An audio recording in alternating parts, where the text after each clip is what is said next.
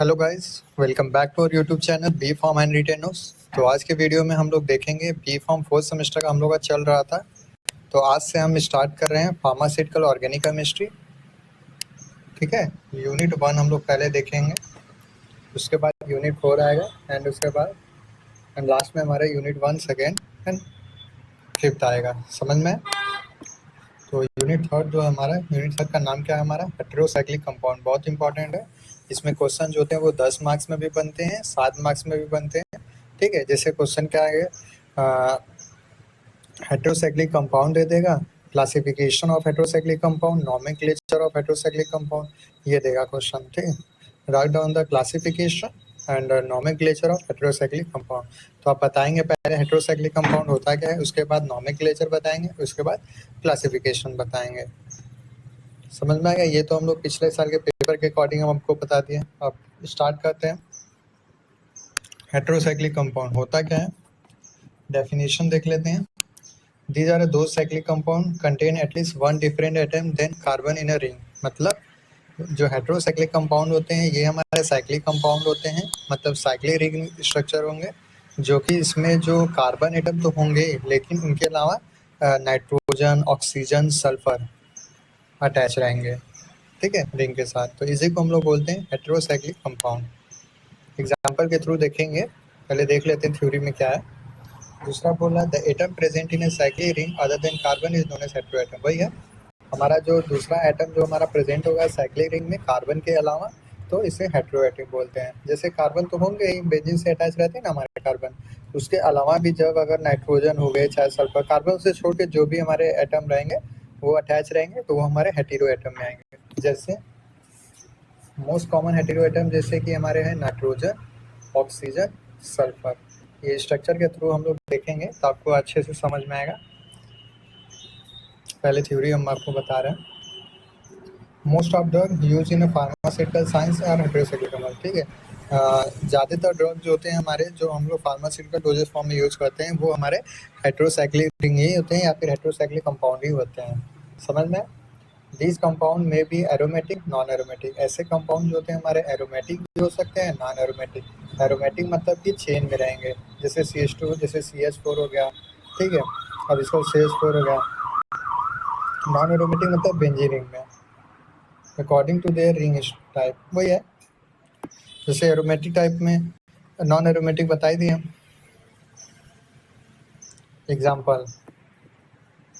Example देखते हैं, उसके अकॉर्डिंग आपको बताते हैं। पहला हमारा पायरोल, दूसरा हमारा फ्यूरॉन। स्ट्रक्चर देखेंगे, ये हमारा पायरोल का स्ट्रक्चर है, दूसरा हमारा फ्यूरॉन का स्ट्रक्चर है। देखिए कार्बन इसमें तो अटैच है ही। ठीक है,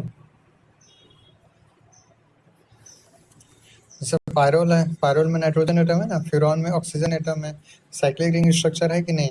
तो इसमें हेटेरो एटम क्यों बोल रहे हैं? क्योंकि कार्बन के अलावा भी दूसरा एटम हम लोग का अटैच है। जैसे पायरोल में हमारा नाइट्रोजन एटम अटैच है और फ्यूरॉन की बात करेंगे तो हमारा ऑक्सीजन एटम अटैच है। तो यही जो होता है हमारे हेटेरोसाइक्लिक कंपाउंड होते हैं। समझ में आ गया? स्ट्रक्चर भी देख लिए एंड थ्योरी भी देख लिए।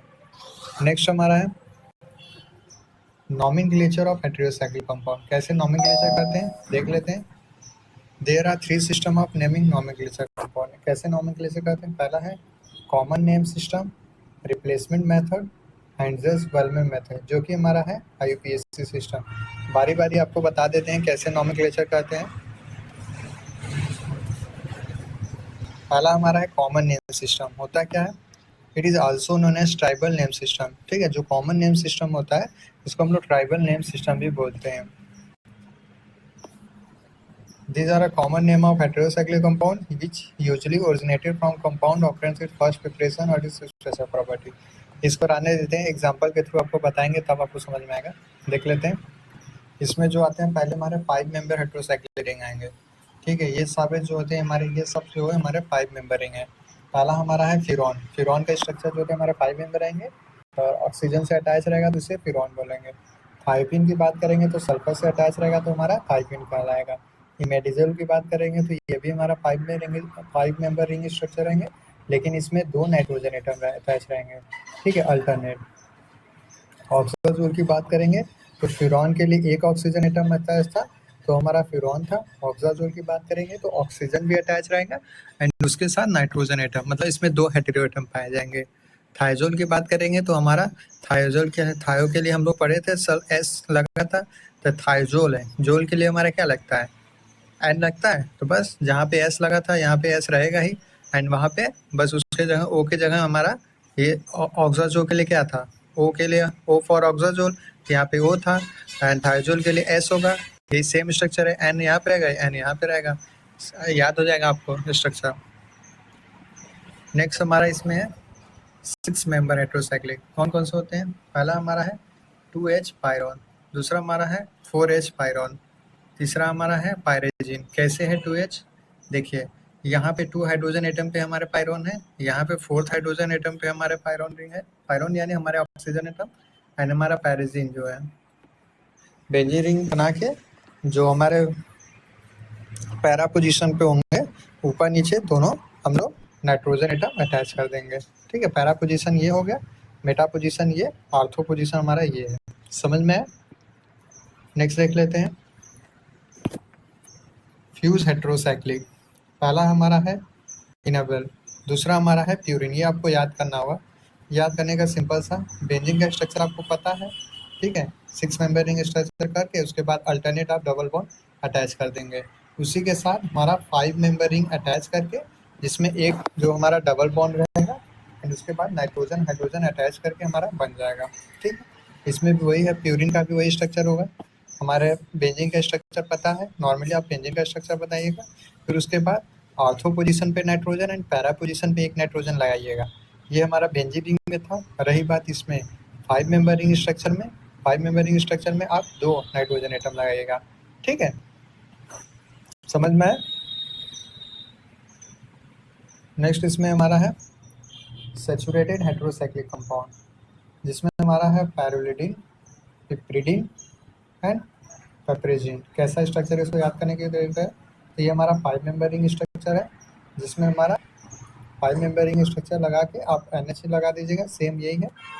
ये हमारे 6 मेंबर रिंग स्ट्रक्चर रहेंगे, जिसमें हमारे NH, जैसे पैरोलिडिन था ये 5 मेंबर था, सेम वही चीज़ बेंजीन का स्ट्रक्चर बना के आप पैरा पोजीशन पे NH जोड़ दीजिएगा। ठीक है, एंड पिप्रेजिन की बात करेंगे तो ये भी हमारे 6 मेंबर रिंग स्ट्रक्चर रहेंगे, लेकिन इसमें करना क्या है, देखिए पिप्रिडिन में आप एक साइड जो पैरा पोजीशन पे NH लगा रहे थे, रही बात पिप्रेजिन की बात करेंगे तो दोनों साइड NH लगा देंगे। कहाँ पे लगा रहे हैं ये इंपॉर्टेंट है, पैरा पोजीशन पे। समझ में आया कैसा स्ट्रक्चर है? एक बार और फिर से बता देते हैं। देखिए पैरोलिडिन की बात करेंगे तो 5 मेंबर रिंग स्ट्रक्चर लगा के आप नीचे जो है हमारा बोला गया ये हमारे NH इस पे अटैच कर देंगे। ठीक है, यही सेम रहेगा पिप्रिडिन के लिए, लेकिन हमारे 6 मेंबर रिंग स्ट्रक्चर रहेंगे, पैरा पोजीशन पे हम लोग NH जोड़ देंगे। ठीक है, नेक्स्ट हमारे पिप्रेजिन की बात करें तो इसमें भी 6 मेंबर रिंग स्ट्रक्चर होंगे, लेकिन इसमें हमारे 2 नाइट्रोजन एटम अटैच रहेंगे जो कि हाइड्रोजन से अटैच रहते हैं। एक दोनों जो होते हैं हमारे पैरा पोजीशन पे अटैच करिएगा। समझ में आया स्ट्रक्चर? नेक्स्ट देख लेते हैं रिप्लेसमेंट नोमेनक्लेचर क्या होता है। पहला नोमेनक्लेचर हम लोग देखते हैं, पहला दूसरा हमारा है replacement nomenclature. Heterocyclic name is composed of corresponding carboxylic name and element prefix for the hetero atom. ये थ्योरी रहने देते हैं, एग्जांपल के थ्रू आपको समझ में आता है। देखिए एग्जांपल में बेंजीन है, ठीक है, अगर इसको रिप्लेस करके हम लोग अगर 1,4 डाई बेंजीन बनाएंगे ये हमारा रिप्लेसमेंट में आएगा। समझ में आया?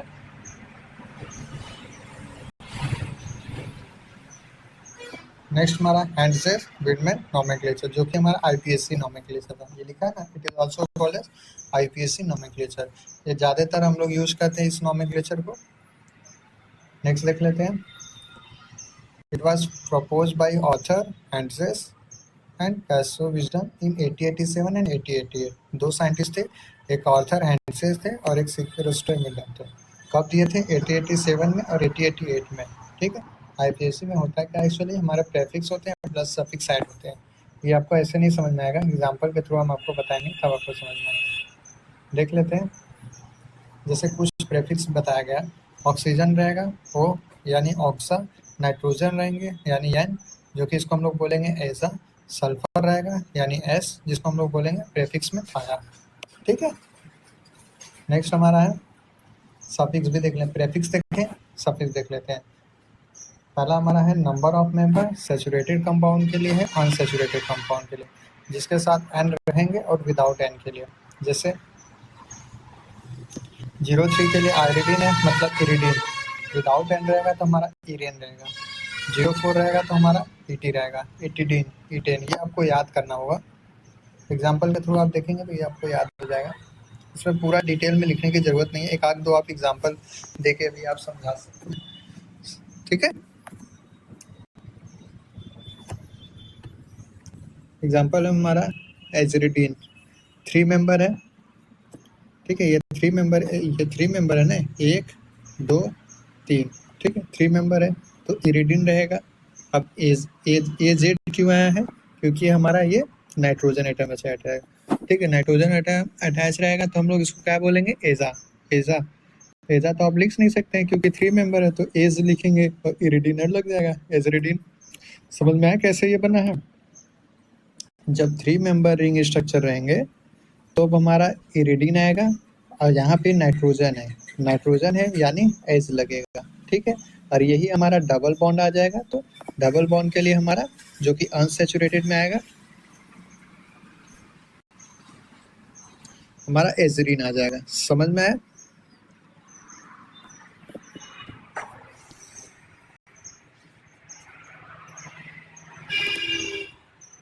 नेक्स्ट देख लेते हैं। Firstly choose hetero atom prefix, then according to table choose the prefix. वही है, पहले हम लोग प्रेफिक्स को देखेंगे, उसके बाद सफिक्स हम लोग ऐड करेंगे। यही है, the terminal A of prefix is remove when on a combination of prefix suffixes. वही है, ठीक है। जैसे थाया था, एजा था। ठीक है, जैसे थाई के लिए एस था ना, तो थाया तो आप लिखेंगे नहीं, टी एच लिखेंगे। ठीक है, T H I, A remove करेंगे। यही बोला गया है, terminal A prefix is remove when on combination of prefix and suffix. वही है, जब हम लोग कंबाइन करते हैं सफिक्स के साथ तो हम लोग ए को रिमूव करते हैं। समझ में आया। नेक्स्ट देख लेते हैं।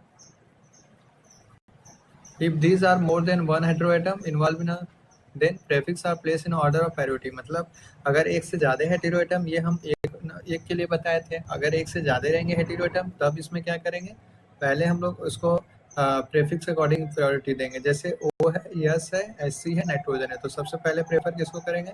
ठीक है, ओ एस फिर एन। समझ में आया। जैसे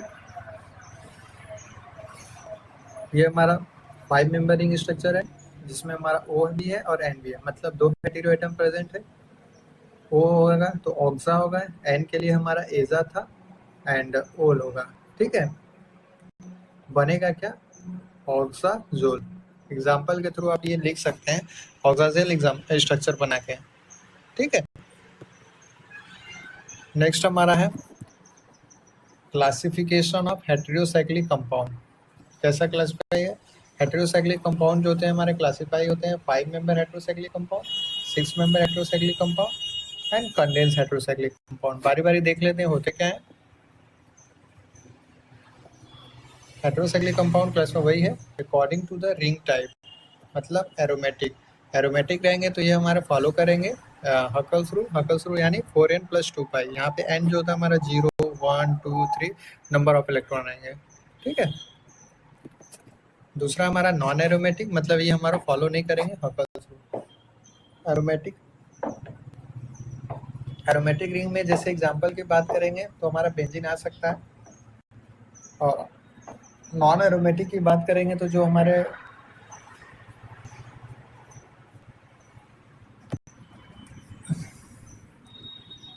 नेक्स्ट देख लेते हैं। On the basis of member of ring के अकॉर्डिंग वही है 5 मेंबर हेटेरोसाइक्लिक कंपाउंड, मतलब इसमें 5 एटम होंगे, और ring contain 5 atom, 1 hetero atom रहेंगे एंड 4 कार्बन होंगे। एग्जाम्पल से बता देते हैं आपको। जैसे ये हमारा 5 मेंबर है जिसमें फ्यूरॉन जो कि 1 हेटेरो एटम है। ये भी हमारा 5 मेंबर है जिसमें 1 हेटेरो एटम अटैच है, जिसको पायरोल बोलते हैं। ये भी हमारा 5 मेंबर रिंग स्ट्रक्चर जिसमें एस अटैच है जो कि हेटेरो एटम है। इसको थायोटीन बोलते हैं। समझ में? नेक्स्ट देख लेते हैं।